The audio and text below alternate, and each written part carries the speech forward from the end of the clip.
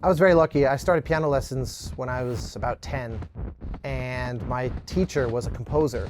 Almost immediately I was like, wow, okay, I want to be a composer. Playing piano is all well and good, but writing music is way more awesome.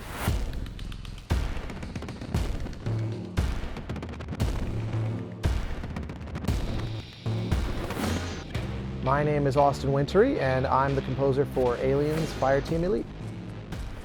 So I grew up in Denver. I didn't come from a particularly musical family. I was into storytelling. I liked comics, I liked movies, I liked video games. When my childhood piano teacher planted this bug in my ear of writing my own music instead of just playing music that had been put in front of me, I became obsessed with particularly the work of Jerry Goldsmith, the composer of the original Alien for Ridley Scott and a million others, and noticed that he conducted his music. So when I went into high school, I went to the school orchestra and said, I keep reading about, so-and-so composed and conducted, Star Wars composed and conducted by John Williams. How do I get in on that? And my school orchestra let me take control. And from age 14 to 18, I had essentially my own personal orchestra for literally the whole 4 years of high school. It's hard to know where to begin to separate the differences between scoring a film or TV or anything kind of traditional linear media from a game. But fundamentally, when I sit down to watch a movie, I hit play, and whenever the movie's over, it stops. And that is my relationship to the movie.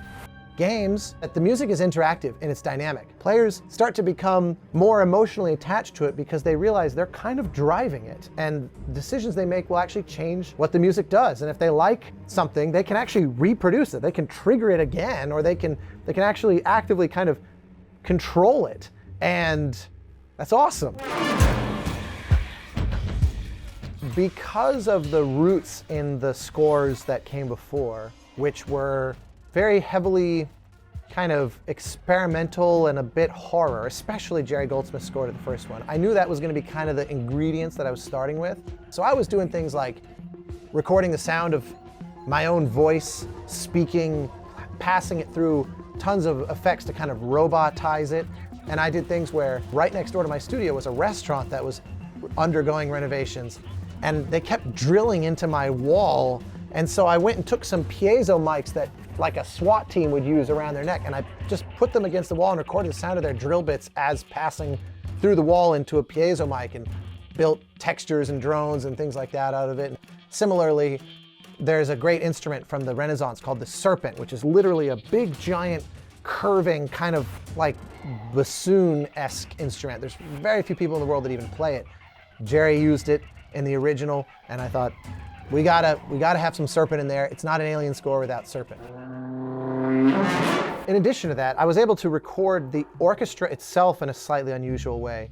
So one of the concepts I landed on after a lot of experimentation was to actually not really use traditional orchestra at all, and to lean principally on a group of trombones and tubas with a kind of oversized amount of tubas, because that's a sound you don't typically associate with, especially like blockbuster action kind of thing. Tuba's the big friendly giant. They don't tend to be very ferocious. And I thought, but in the hands of the right musician, they can be. And I had some absolute phenomenal brass players in Nashville. In so many ways, this was a dream job. I've been a lifelong fan of Aliens. That franchise was huge to me growing up. The number one thing that was important to us was we're all fans of this franchise. So it was, okay, how do we communicate to fellow fans like us that they're in good hands, that we actually really respect the source material, but also communicate that our love of it and respect for it leads us to want to add to it, and to do so with love and reverence and respect.